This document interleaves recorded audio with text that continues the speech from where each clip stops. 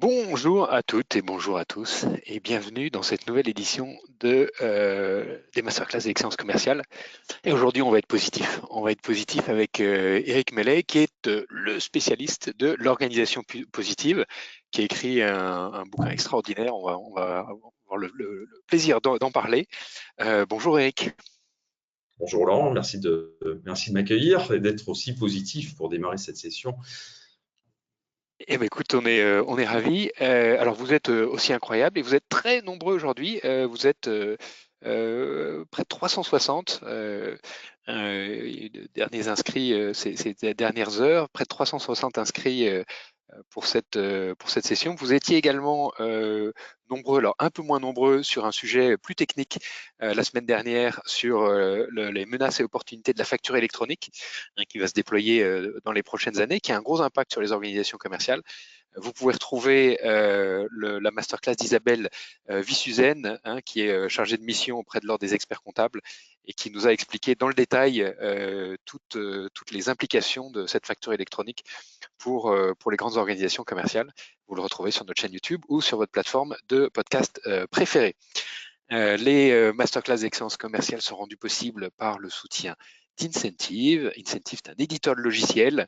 Incentive, c'est l'application mobile du manager pour motiver et faire grandir son équipe.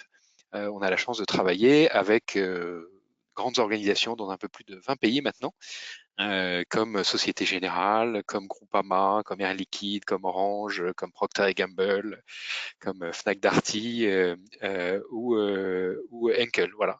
Si vous êtes intéressé, n'hésitez pas à contacter nos équipes. La page de publicité est terminée et on a le plaisir de t'accueillir, Eric. Est-ce que, Jules, tu peux nous faire le portrait d'Eric, s'il te plaît? Oui, Éric Mellet, vous êtes un grand humaniste. Après des études de commerce en France et un diplôme au Royaume-Uni, vous avez une carrière qui va durer 30 ans chez L'Oréal. Vous y jouerez un rôle déterminant. Vous commencez comme commercial et y grimpez tous les échelons. Vous avez créé et piloté le déploiement des dispositifs d'intelligence collective des marques de la division L'Oréal professionnelle, avec la création de la Matrix Sales University et la L'Oréal Sales Academy. Vous avez formé ainsi plus de 15 000 commerciaux dans 75 pays. Vous êtes maintenant conférencier, coach de dirigeants. Votre approche vise à allier performance économique, quête de sens et épanouissement des potentiels individuels et collectifs. Vous êtes un homme d'action doté d'un fort sens de l'humour et d'une grande humilité. Vous êtes aussi cofondateur du collectif Positive Organization and People. Vous êtes également président de la Société pour l'organisation apprenante, une association professionnelle pour faire progresser la réflexion sur le sujet de l'apprentissage collaboratif en entreprise. C'est un plaisir et un honneur de vous accueillir aujourd'hui. Merci. Merci pour cette présentation. Alors, en échangeant juste avant cette masterclass, tu nous disais, Eric, que tu es finalement un peu un électron libre chez L'Oréal, qui a passé 30 ans, mais tu as toujours été le poil à gratter qui a permis de faire changer les mentalités et de développer des initiatives qui sont maintenant au cœur de l'efficacité du modèle de l'organisation apprenante. Alors, je vais commencer l'introduction de cette masterclass par une citation qui est dans la première clé. Donc le livre L'organisation positive, le sous-titre, c'est 10 clés pour une entreprise performante. Et à chaque clé, tu donnes un état de l'art de la recherche et puis des conseils très pratiques pour les leaders, pour les aider à développer cette organisation positive. Et dans la première clé, qui est encourager l'état d'esprit de développement, tu commences par cette citation que vous pensiez être capable ou ne pas être capable. Dans les deux cas, vous avez raison. C'est une citation d'Henry Ford. Du coup, je pense qu'il y a beaucoup des personnes qui nous écoutent qui disent, OK, l'organisation positive, est-ce que je suis capable de développer une organisation positive? Ça paraît quand même un chantier titanesque. Finalement, pourquoi lier ces deux termes d'organisation et positive? C'est pas toujours le sentiment que les collaborateurs ont quand ils viennent travailler le matin. Oui, alors effectivement, associer ces deux mots, ça peut paraître surprenant. C'est d'ailleurs ce qui m'a surpris lorsque j'ai cherché un titre pour l'ouvrage et que j'ai découvert que ces deux mots n'avaient jamais été accolés. Donc l'organisation, elle peut être performante, elle peut être efficace, elle peut être apprenante. Aujourd'hui, on parle d'organisation contributive, régénératrice ou encore impact positif, mais on n'utilise pas le mot positif jusque-là. En français, pour les anglo-saxons, c'est différent. Mais dans la littérature francophone, ces deux mots n'ont pas été associés. Comme si le mot lui-même, enfin, ou l'association en elle-même, elle tenait de l'improbable ou de l'incongru, voire même une forme de provocation ou d'escroquerie. Hein. Donc, l'organisation est derrière le travail, bien sûr, et ce qu'il représente dans nos vies, et pas généralement associé à des connotations très positives. La communication qui est faite là-dessus n'est pas aussi très positive. Hein. Il suffit de regarder les études, notamment de Gallup, quand on voit que 73% des salariés français se déclarent désengagés et 10% activement désengagés. Ça veut dire que l'organisation n'est pas très attractive. Donc, voilà, ce que je n'ai pas voulu faire, c'est par contre prendre idéaliser l'organisation comme quelque chose qui ne serait que positif, hein, pour avoir passé 30 ans dans une multinationale. Bon, je sais bien on passe par des hauts et des bas, et les deux sont là, mais un peu de ce qui est le projet d'ailleurs de la psychologie positive au sens large, de voir aussi le verre à moitié plein, voilà, et de voir en quoi une organisation peut être aussi une source d'épanouissement et une source de réalisation et d'accomplissement, aussi bien sur le plan individuel que sur le plan collectif. Voilà, c'était ça le projet du bouquin, en fait. Alors c'est un magnifique projet et on est beaucoup dans la dynamique et dans l'apprentissage dans ton livre. Hein. Il y a vraiment il y a des étapes concrètes, des conseils, des exemples de phrases, d'éléments de langage à utiliser en tant que leader ou en tant que manager. C'est très concret. La première clé sur laquelle j'aimerais que tu nous éclaires, c'est cette clé d'encourager un état d'esprit de développement. Et tu commences à faire ce que nous dit la recherche. Et là, tu parles du concept d'impuissance apprise de Martin Seligman. Est-ce que tu peux nous en dire un peu plus de cette impuissance apprise et pourquoi elle bloque l'organisation aujourd'hui? Alors, peut-être juste avant de répondre, pour expliquer aussi d'où ça vient, cette construction du livre, c'est qu'effectivement, donc moi, comme tu l'as dit, je suis opérationnel au départ, hein, c'est 30 ans en France et à l'international, mais en parallèle, j'ai toujours été intéressé, entre autres, quand on est commercial, on est dans la relation, donc par tout ce qui est psychologie, pour mieux se connaître et mieux connaître les autres, enfin mieux les comprendre. Donc l'ouvrage, voilà, c'est le fruit de cette recherche qui s'est traduit par un master de recherche en psychologie positive que j'ai fait il y a 8 ans maintenant, et donc l'expérience. Alors, pour ce qui est de l'état d'esprit de développement et plus particulièrement l'impuissance apprise, en fait, Seligman, ce qu'il découvre à travers une expérience sur laquelle je vais pas m'étendre, au départ c'est avec des animaux, ensuite avec des êtres humains, c'est que finalement on intègre très tôt le fait de ne pas se sentir capable de faire quelque chose. Je pense qu'on l'a tous vécu, hein, c'est quand on est à l'école et que donc très tôt, à un moment donné, le professeur pose une question, il y en a qui lèvent la main très vite, ils ont la réponse et puis nous on l'a pas. Et donc le sentiment que l'on ressent à ce moment-là est très violent sur le plan émotionnel, et c'est le sentiment d'être incapable, de ne pas savoir, et donc potentiellement d'être rejeté par le groupe. Donc ça commence très tôt. Et puis finalement, à travers les expériences, bien sûr, qu'on va vivre déjà dans l'environnement familial, et puis ça se traduit aussi par la culture, par tout ce qui nous arrive comme événement, on va avoir tendance, pour certains, à renforcer ce sentiment d'incapacité.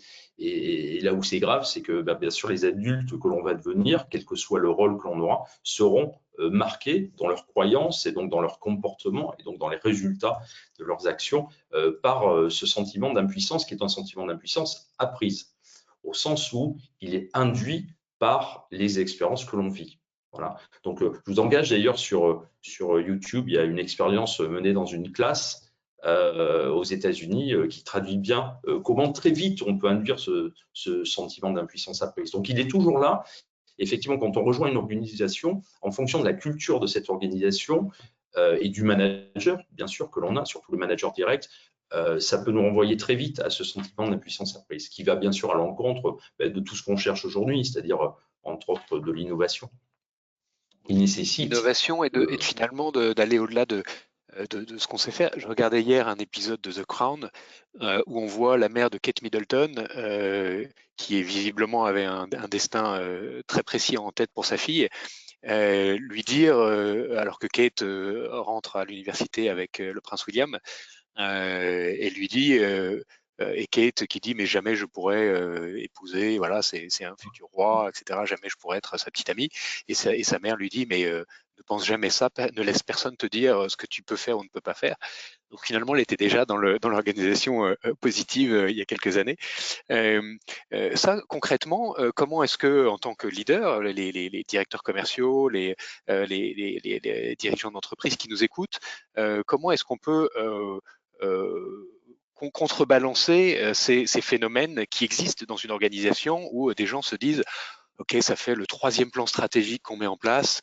OK, ben on va y aller, mais on sait que ça va, c'est beaucoup de blabla et on va avoir du mal à avoir des résultats. Comment est-ce qu'on peut voilà, combattre cet état d'esprit de l'impuissance apprise?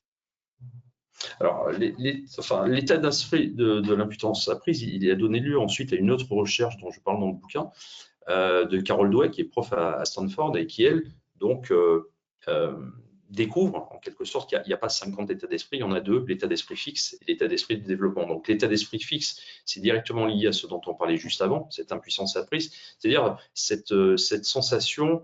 Alors, on est tous un peu des deux en général, hein, mais certains sont quand même plus dans l'un, plus dans l'autre. C'est cette idée que les compétences, par exemple, sont innées. Donc, en gros, je peux rien faire. Voilà, je peux rien faire. Je peux pas me développer. Je sais ce que je sais et c'est gravé dans le marbre. Bon. Donc, ça donne lieu, bien sûr, à des réactions, à des comportements, notamment par rapport à tout ce qui est échec, par rapport à tout ce qui est feedback, qu'on reçoit plutôt comme des critiques que comme quelque chose de constructif. Rapport aux défis aussi, tendance à se protéger, à éviter de prendre des risques. Et par opposition à ça, elle développe la notion d'état d'esprit de développement, qui au contraire est un état d'esprit d'apprenance, c'est-à-dire quelqu'un qui accepte la remise en question, quelqu'un qui prend les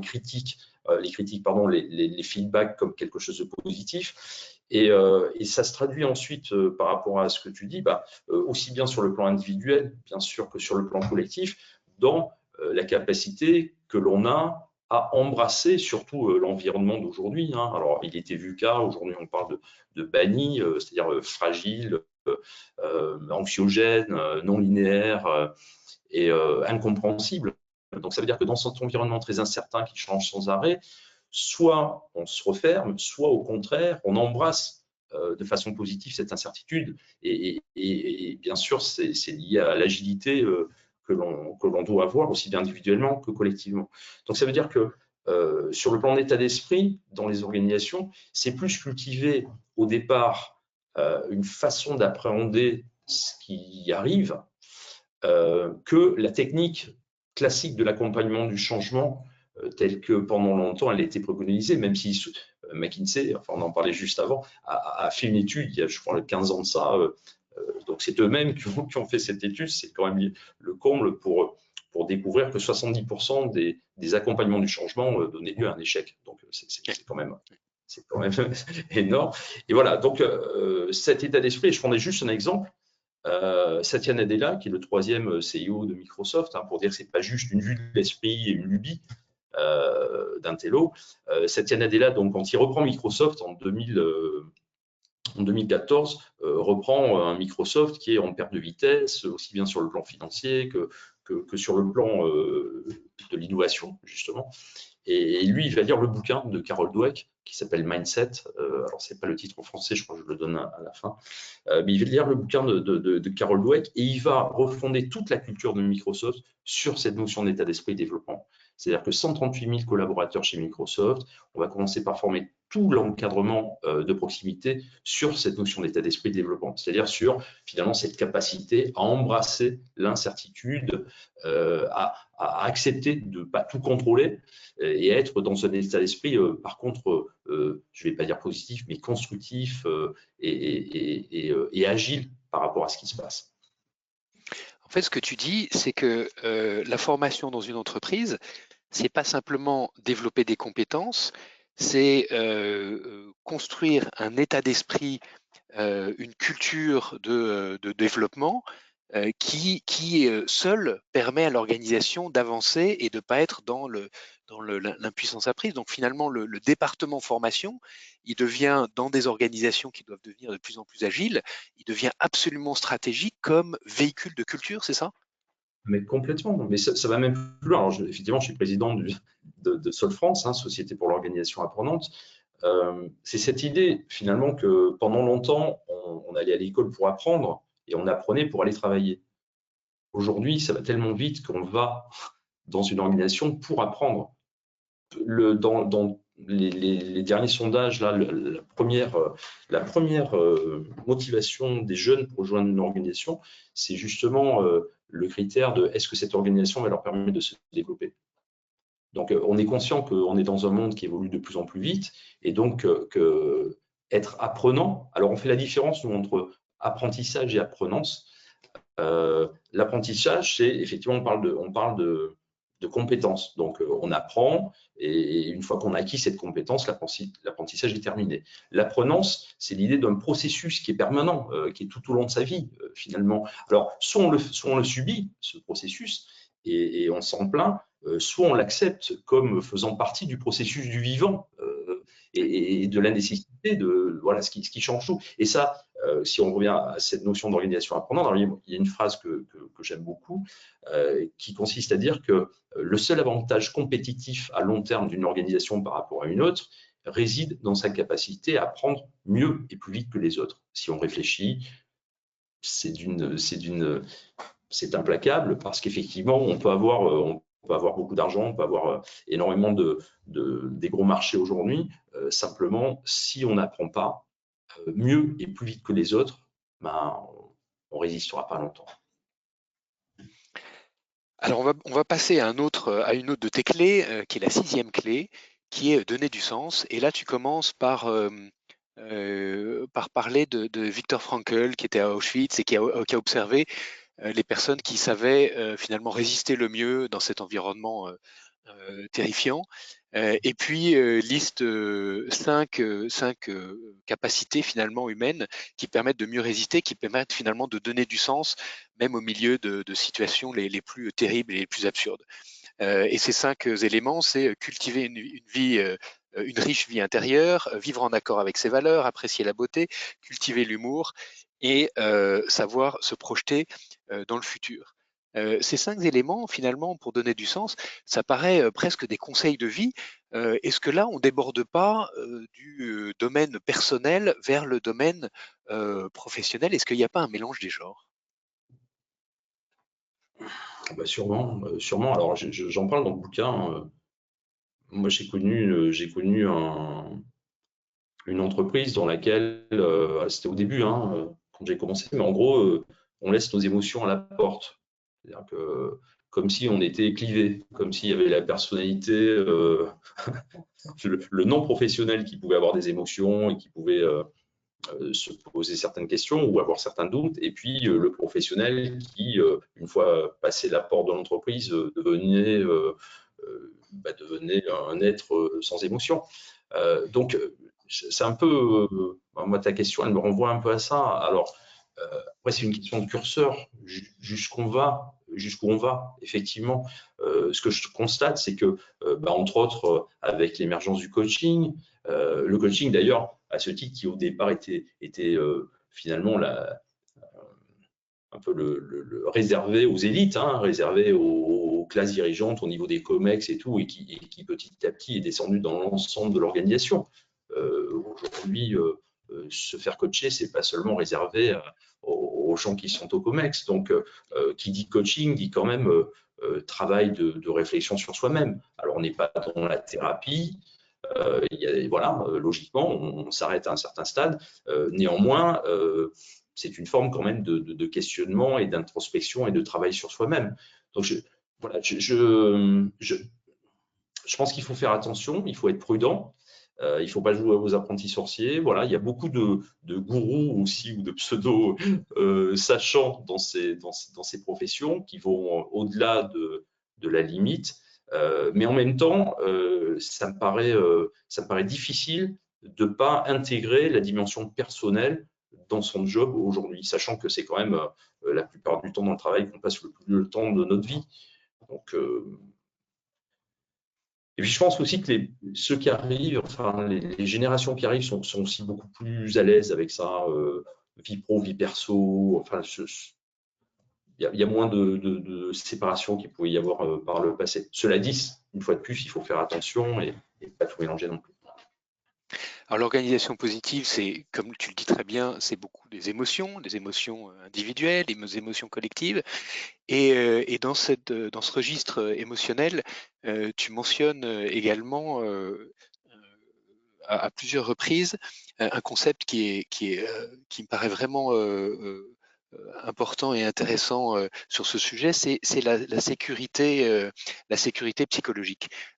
Comment est-ce qu'on peut auditer ou mesurer la sécurité psychologique de ses collaborateurs, et comment est-ce qu'on peut agir sur cette sécurité psychologique qui est aussi qui rentre dans ce cercle vertueux de l'organisation apprenante, de la prise de risque et de la dynamique positive.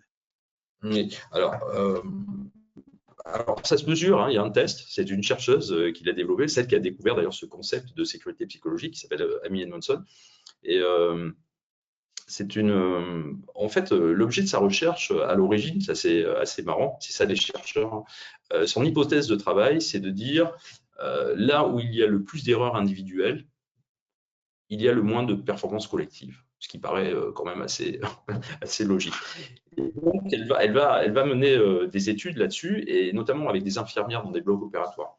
Et elle va découvrir que, contrairement à ce qui était intuitivement évident,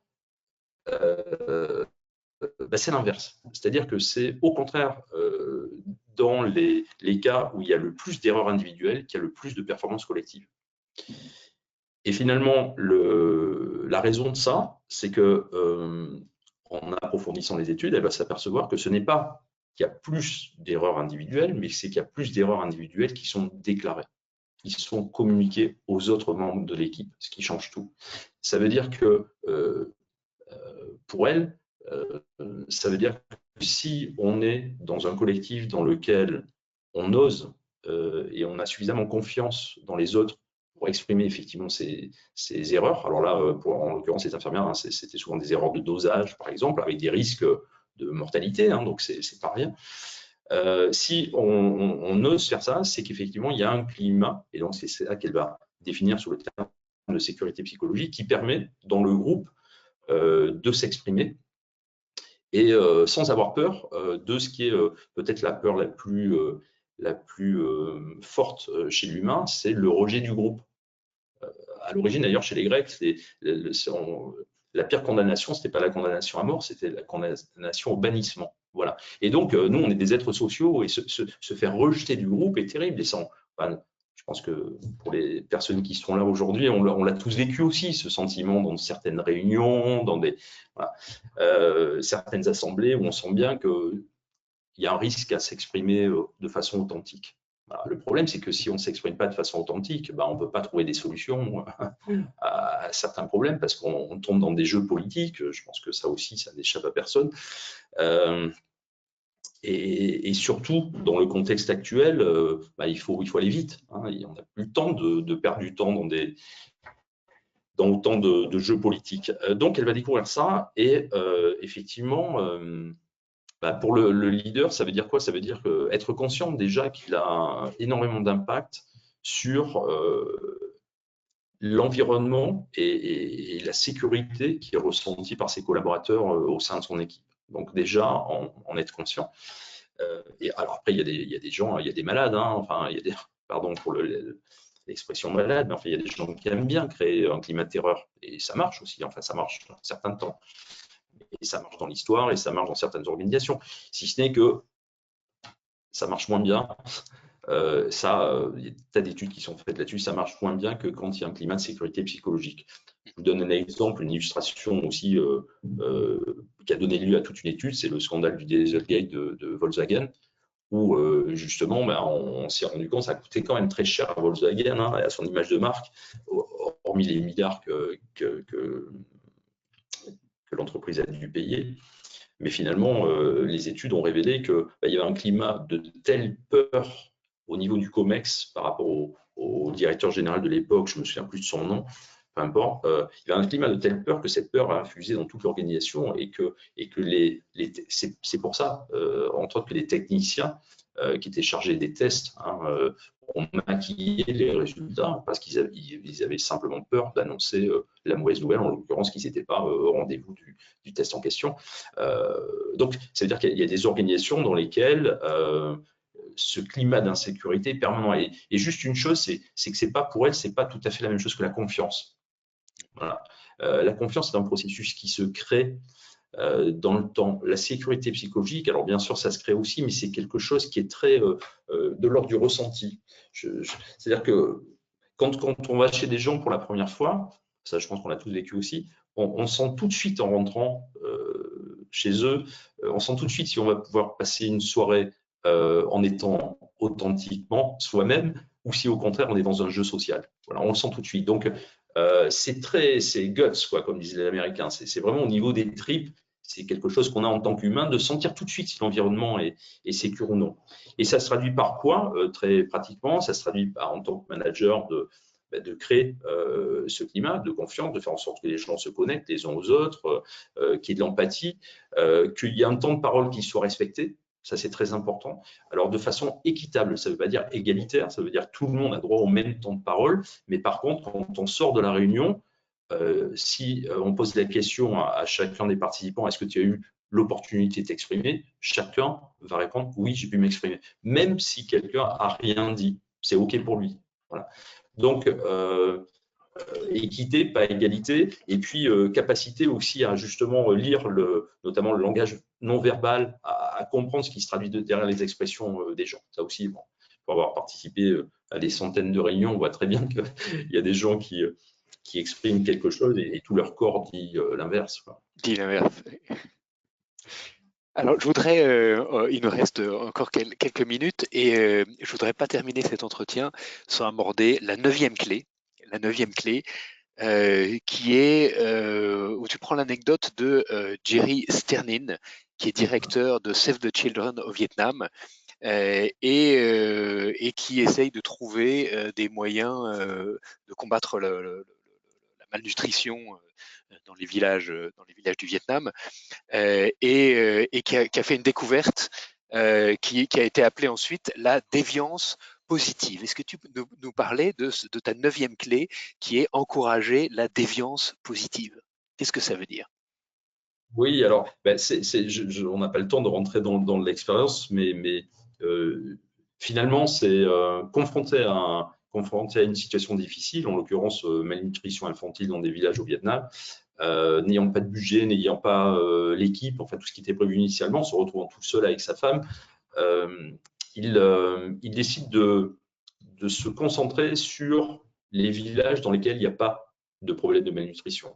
C'est-à-dire qu'au lieu d'aller chercher à diagnostiquer le problème, un schéma classique du consulting, c'est ça, on part du problème. D'abord, il faut qu'il y ait un problème, sinon on ne fait pas appel à un consultant. Donc, il y a un problème, on va diagnostiquer les conséquences du problème, on va préconiser des solutions et bien sûr les KPIs qui vont avec pour mesurer les solutions en question. Donc, deux solutions, soit ça ne marche pas et on reprend le même process diagnostic, ainsi de suite, soit ça marche et on attend le prochain problème pour faire appel à nouveau à des consultants. Là, en l'occurrence, on va d'abord chercher à comprendre, OK, il y a plein de villages dans lesquels il y a ce problème qui se pose, mais par contre, il y en a certains dans lesquels ça ne se pose pas. Donc, allez chercher à comprendre plutôt ce qui marche et pourquoi ça marche, là où généralement, on commence par le problème, le verre à moitié plein. Et donc, effectivement, dans ce principe, ensuite, une fois qu'on a découvert ce qui marchait, on ne va pas faire, alors le truc très commun, et je l'ai fait moi-même à L'Oréal, mais ce n'est pas de la best practice. C'est-à-dire qu'on ne va pas dire, bah, tiens, voilà ce qui se passe là, eux, ils n'ont pas de problème, donc à partir de maintenant, vous allez tous faire comme ça, hein, parce que si ça marche là-bas, ça marche partout. Bon, bah, ça, on se rend compte que la best practice, ça ne marche pas.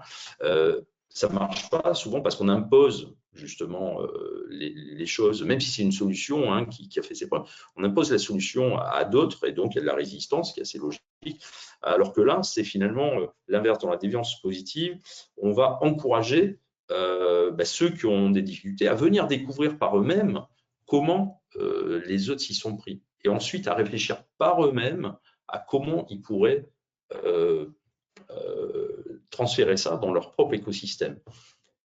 Donc, la déviance positive, finalement, si on doit résumer le concept, c'est à contrainte égale et à ressources égales, certains ont des résultats extraordinaires.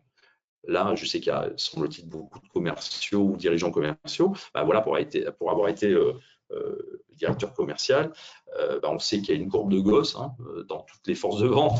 Il y en a 10% qui, quoi qu'on leur donne, en fait, on leur donne le même argumentaire, les mêmes conditions tarifaires. Enfin voilà, ils ont tous la même chose en partant de la réunion. Il y en a qui vont exposer des compteurs. Il y en a en général à peu près 10%.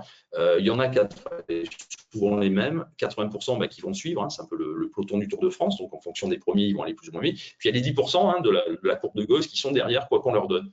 Donc, au lieu de focaliser toute notre attention en tant que manager sur les 10 derniers pourcents, hein, qui, quoi qu'on fasse, ont souvent du mal à décoller, voire sur le gros du peloton, ben là, ça va être se concentrer sur ceux qui fonctionnent bien et qui surperforment et d'essayer de comprendre pourquoi et comment, surtout, ils surperforment. C'est ça, en fait, les déviants positifs. Et ce qui est assez terrible, hein, c'est que finalement, ce type de personnalité dérange parce que justement, ils ne sont pas dans la moyenne. Donc, c'est vrai qu'ils ne sont pas obligatoirement très faciles à manager parce que pour un manager, ça pose quand même… enfin, ceux qui ne délivrent pas les résultats, ça suscite questionnement et ça empêche de dormir, mais ceux quelquefois qui surperforment, ça peut aussi empêcher de dormir pour un manager, entre autres parce que ça peut le remettre en question, le challenger lui-même dans sa posture de manager. Donc c'est effectivement comment on identifie dans une organisation ces déviants positifs, comment on les manage un peu différemment effectivement des autres. En même temps, c'est des gens qui sont la plupart du temps motivés de façon intrinsèque. C'est-à-dire qu'ils ont vraiment un drive interne très fort. Donc, il y a une façon de les appréhender et puis de leur donner l'environnement et les conditions qui leur permettent justement de partager ce qu'ils ont appris. C'est-à-dire de les voir plutôt comme des éclaireurs, plutôt comme des personnes qui sont en avance de phase, non pas pour justement… des rebelles négatifs, parce qu'en général, ils sont très loyaux et très fidèles à leur organisation, mais plutôt comme effectivement des personnes qui sont un peu en avance de phase, un peu des éclaireurs. Et donc, voilà, comment on les identifie, comment on les accompagne dans ce qui est leur façon d'être. Voilà. Et ça, dans les commerciaux, je pense que c'est souvent, on a ça dans les équipes ou dans les cadres commerciaux après. Et alors, ces déviants positifs, est-ce que finalement, à travers les éléments dont on a discuté avant, qui sont la sécurité psychologique et qui sont la prise de risque, est-ce qu'on ne peut pas susciter des déviants positifs dans le peloton en encourageant à travailler un peu différemment, à tester, à expérimenter? Alors, je ne sais pas si on peut, parce que Le déviant positif ou la déviante positive a vraiment ça. C'est-à-dire c'est un vrai drive interne. Hein. Quand on regarde les personnes. Par contre, là où je te rejoins, c'est qu'on peut susciter, alors peut-être la déviance positive, mais en tout cas, on peut l'encourager. On peut encourager la prise de risque. Voilà. On peut encourager le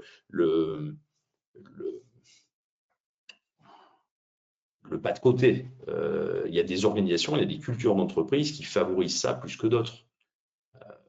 Voilà. Ou au contraire, en gros, est-ce qu'on ne veut voir qu'une seule tête? Alors c'est le paradoxe dans beaucoup de boîtes aujourd'hui, hein, c'est-à-dire qu'on demande aux gens d'innover, mais en même temps, il n'y a jamais eu autant de process, il n'y a jamais autant de. Donc c'est un peu une double contrainte qui rend fou.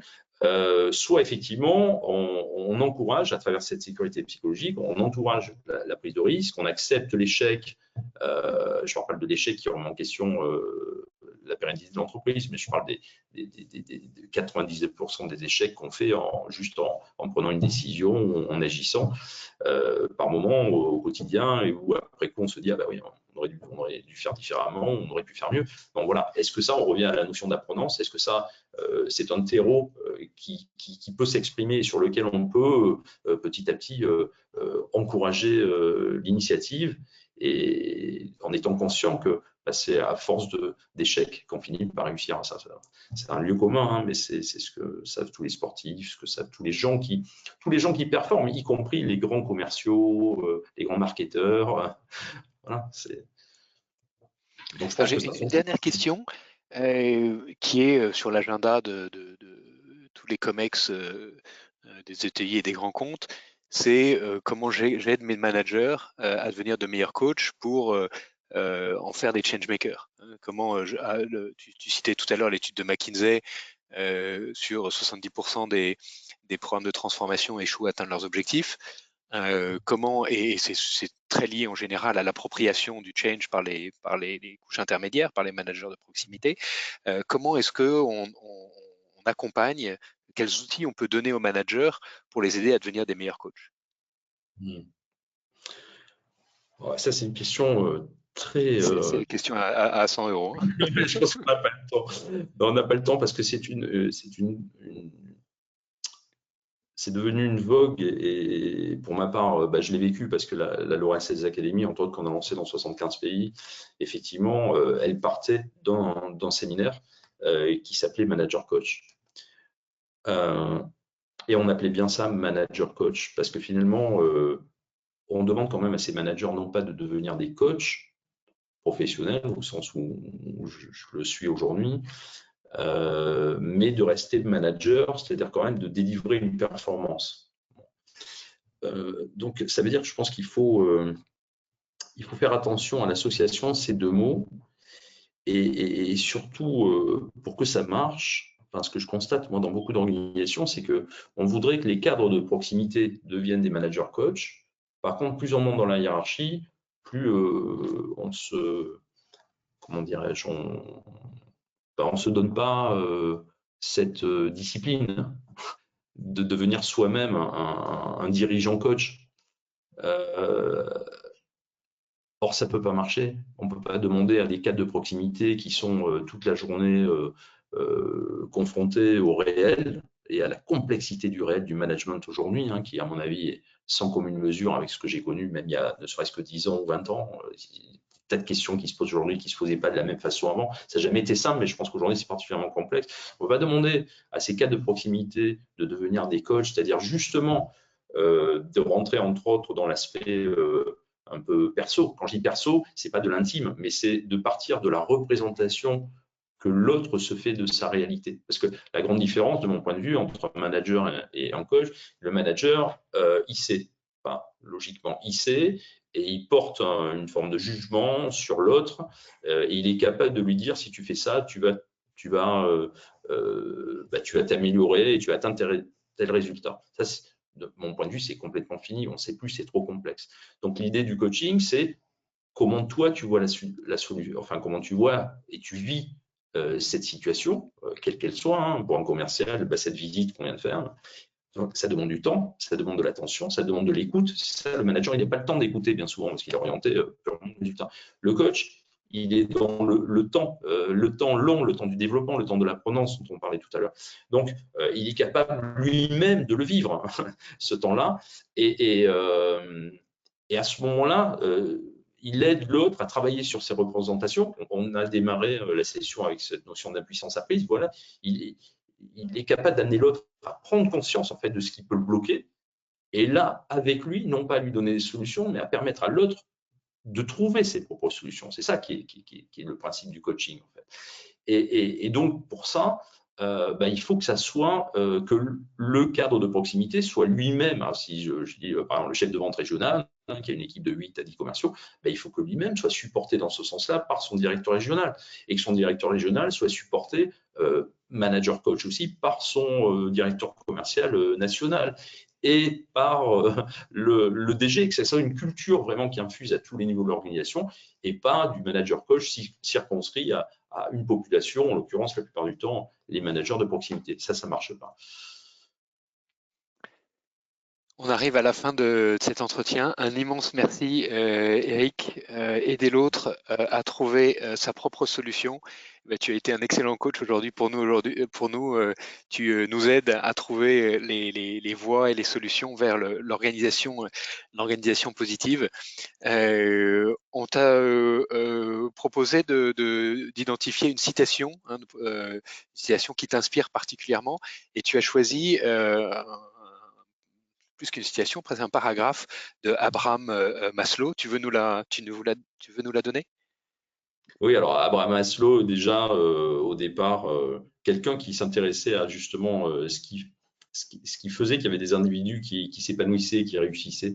Voilà, c'est la psychologie humaniste qui a donné derrière la psychologie positive. Donc, la démonstration qu'il peut exister et qu'il existe réellement des gens merveilleux, même s'ils sont rares et s'ils ont les pieds d'argile, suffit à nous donner le courage, l'espoir, la force de continuer à lutter, à avoir foi en nous-mêmes et dans nos propres possibilités de croissance.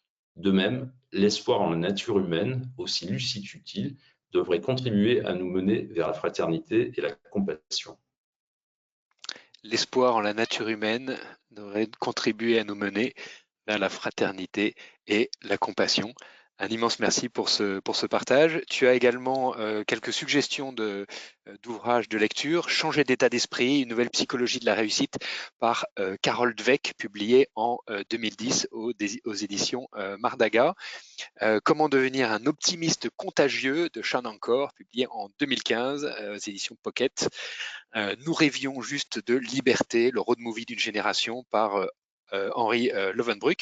Et puis ton ouvrage, Développer une université d'entreprise, pour ceux qui entreprennent ce chemin, cette aventure de développer les universités, les sales academy.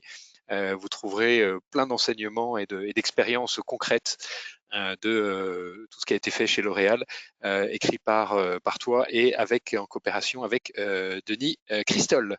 Voilà, un immense merci pour cet entretien. On vous donne, pour ceux qui doivent nous quitter, on vous donne rendez-vous la semaine prochaine à la même heure avec Elodie Gentina pour parler des Gen Z qui prennent le pouvoir. Télétravail, valeurs, innovation. Les Gen Z prennent le pouvoir. Voilà. Et puis, si tu as encore quelques minutes avec nous, on sera ravis de te garder pour répondre aux quelques questions de nos éditeurs. Vous pouvez les poser directement sur l'interface GoToWebinar. Voilà. Est-ce que Jules, on a des questions de notre public? Alors, Robin demande, je suis manager dans une grande entreprise de call center en France et nos collaborateurs sont fortement désengagés. Qu'est-ce qu'on peut mettre en place pour s'améliorer? Vous avez 2 heures. Lire le bouquin. Absolument. Absolument. Merci Robin pour la question. Ça va être compliqué de répondre comme ça. Je pense que, pardon de revenir à l'ouvrage, mais c'est justement la question. Il n'y a pas une solution toute faite. Il y a un ensemble de choses, mais qui globalement, il me semble, en tant que manager, reviennent à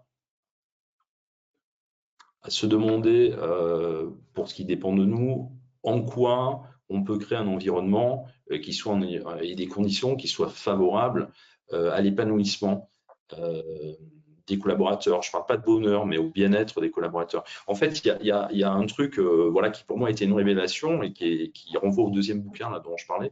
C'est Sean Ancore qui a fait une étude une étude sur enfin voilà, le lien entre la performance et le bien-être. Et donc, pendant longtemps, on a considéré, on a pensé et on a été éduqué là-dedans, d'ailleurs, en tout cas ma génération, que le bien-être était le résultat, était un résultat des efforts, et que finalement, voilà, le bonheur est différé, enfin, ou la récompense est différée. Passe ton bac et à ce moment-là, tu seras heureux. Trouve une boîte pour travailler, et à ce moment-là, voilà, deviens cadre. Et bon, donc, cette idée que le bien-être, le sentiment de satisfaction, hein, pour ne pas parler de bonheur, le sentiment de satisfaction et d'accomplissement est uniquement lié au résultat. Donc, c'est la performance qui va dicter le sentiment de satisfaction et de confiance en soi, enfin d'estime de soi.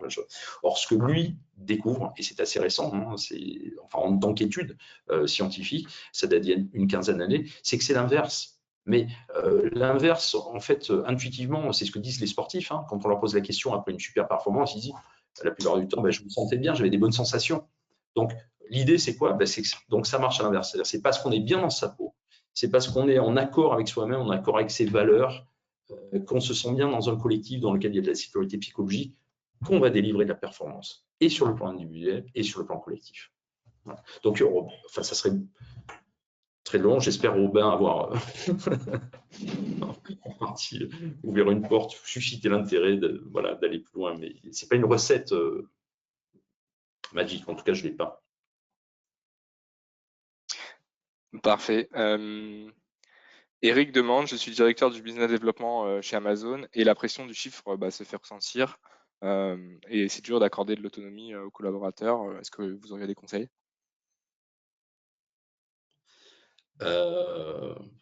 Cette pression du chiffre, hein, pour les commerciaux, c'est quand même, ça fait partie du job. Hein. En tout cas, à L'Oréal, en tant que jeune commercial, c'était combien tu vas.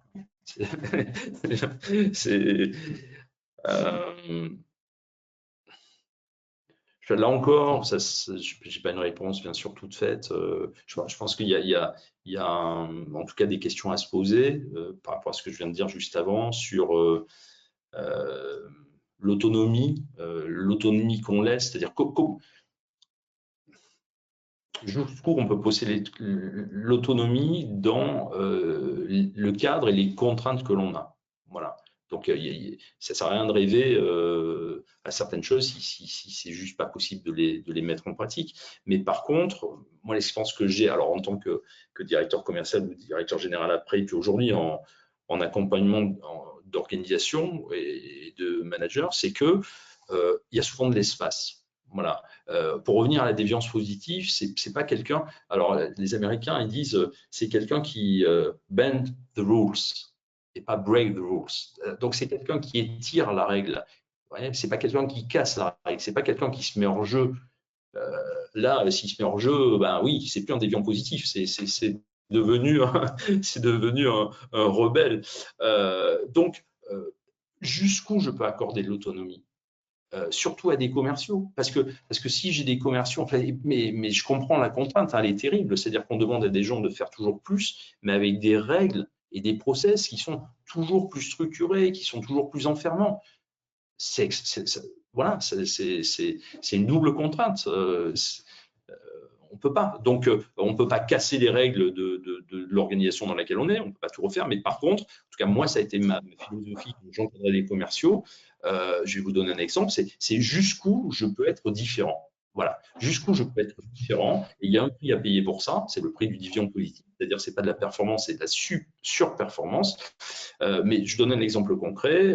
On était quand j'étais chef de vente, après avoir été commercial, on était 30 chefs de vente. Bon, on avait un budget, on avait tous le même budget pour faire des réunions. Globalement, la réunion classique, c'était dans un hôtel, et puis il y avait un dîner, et puis après, c'était soirée. Enfin, voilà, ça c'était le truc classique. Moi, j'ai toujours essayé de faire des réunions qui étaient totalement différentes, avec le même budget. Alors, ça me prenait un peu plus de temps, hein, d'organisation, mais à chaque fois, je me disais, j'ai 10 réunions dans l'année. Chacune de ces réunions, ça doit être un moment inoubliable. Voilà, ça doit être un moment spécial qui va faire que, au-delà des messages que j'aurai à passer, on va vivre quelque chose en tant que collectif qui sera unique. Voilà, dans 10 ans, dans 15 ans, si je les croise encore, ils se souviendront de ça. Et j'entends bien avec le même budget. Donc voilà, pour moi, c'est comment dans un espace contraint, et on a tous des espaces contraints, quoi qu'on fasse, comment dans cet espace contraint, on crée, voilà, on fait travailler sa créativité pour vivre quelque chose de différent et faire vivre quelque chose de différent. Éric Mellet, coach, consultant, conférencier, l'organisation positive. Un immense merci, Éric, pour cet entretien. C'était absolument passionnant.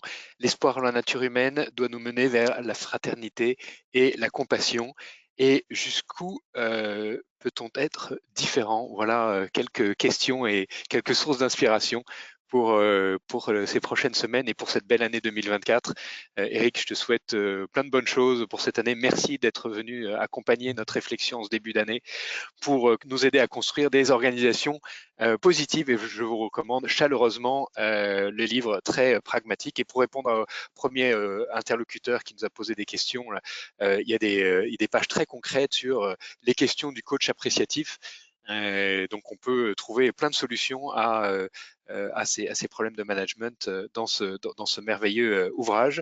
Et je vous donne rendez-vous la semaine prochaine pour parler de les Gen Z, la génération Z, qui prend le pouvoir. Merci à tous de votre fidélité et je vous souhaite une excellente journée.